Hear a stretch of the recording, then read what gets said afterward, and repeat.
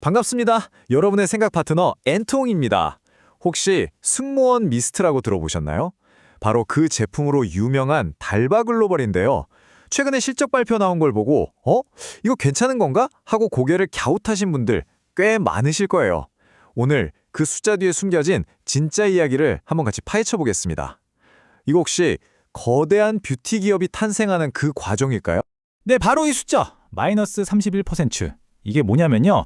달바의 3분기 영업이익이 시장의 기대를 얼마나 크게 빗나갔는지 보여주는 그야말로 어닝쇼크 수준의 숫자입니다.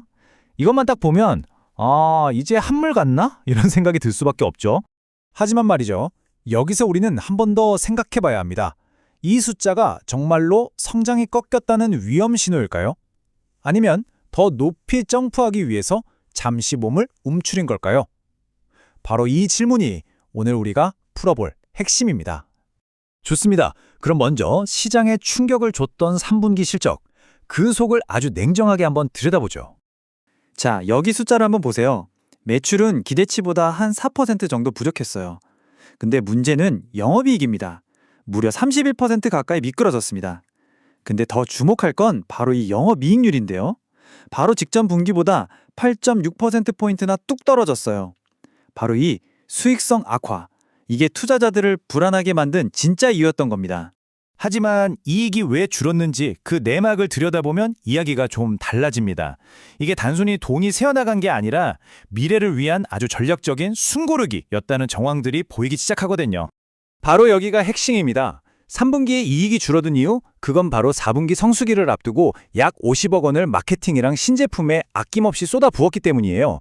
그럼 그 결과가 어떨까요? 4분기에는 매출 1,400억, 영업이익 248억이라는 그야말로 폭발적인 반등이 예상됩니다. 그러니까 3분기에 뿌린 씨앗이 4분기에 열매를 맺는 거죠. 경제학에서 바로 이런 걸 전략적 비용이라고 부릅니다.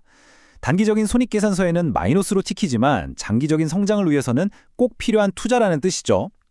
달바는 연말 최대 성수기를 앞두고 글로벌 시장에 우리 브랜드 이름을 확실히 각인시키기 위해서 과감한 베팅을 한 겁니다. 자, 그렇다면 그 투자가 정말 효과가 있었을까요? 지금부터 달바가 세계 무대를 얼마나 성공적으로 넓혀가고 있는지 데이터를 직접 한번 확인해 보겠습니다. 이제 달바는 더 이상 온라인에서만 잘 나가는 브랜드가 아닙니다. 이 지도를 보시면 미국 코스트코, 일본의 유명 드럭스토어, 심지어 유럽 코스트코까지 전 세계 주요 오프라인 매장에 정말 빠르게 자리를 잡고 있는 게 보이시죠? 이게 바로 새로운 성장 엔진이 되고 있는 겁니다. 특히 일본 시장이 정말 인상적인데요. 4분기 말 기준으로 일본 안에 입점한 오프라인 매장 수가 무려 3,700개를 돌파했습니다. 이건 온라인에서의 인기가 오프라인 실제 매출로 성공적으로 이어지고 있다는 가장 확실한 증거라고 할 수 있죠. 그리고 우리가 가장 주목해야 할 시장, 바로 북미입니다. 4분기 북미 매출이요?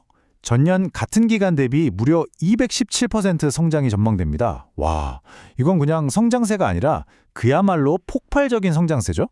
근데 이 성장의 질이 더 중요합니다. 4분기 북미 매출의 20%는 코스트코나 올따 같은 오프라인 채널에서 나올 걸로 예상되거든요. 이게 무슨 뜻이냐면 온라인 마케팅에만 의존하던 구조에서 벗어나서 안정적인 B2B 매출 구조로 바뀌고 있다는 아주 의미 있는 변곡점이라는 겁니다. 이런 글로벌 오프라인 확장은 단순히 매출만 늘리는 게 아닙니다. 회사의 체질 자체를 바꾸는, 다시 말해서 수익성을 극대화하기 위한 아주 장기적인 청사진의 일부라고 봐야 합니다. 전략을 아주 간단하게 비유하자면 이렇습니다. 초기에는 온라인에서 광고를 막 뿌리면서 최대한 많은 고객에게 브랜드를 알리는 그물망 전략을 썼다면요. 이제는 우리 브랜드 가치를 딱 알아주는 코스코 같은 대형 유통사에 입점해서 확실한 수익을 내는 정밀막시로 전환하고 있는 거죠. 이 표에 모든 답이 있습니다. 한번 보세요. 일본이랑 러시아처럼 오프라인 비중이 높은 곳은 영업이익률이 20에서 30%대로 아주 높죠. 반면에 이제만 오프라인을 뚫기 시작한 북미랑 유럽은 이익률이 아직 낮습니다. 오프라인 비중 확대가 곧 수익성 개선이다. 이 공식이 아주 선명하게 보이지 않으세요? 그리고 이 전략이 그냥 상상이 아니라 이미 성공한 사례가 있습니다. 불과 1년 전만 해도 일본의 오프라인 비중은 지금의 북미랑 비슷했고요.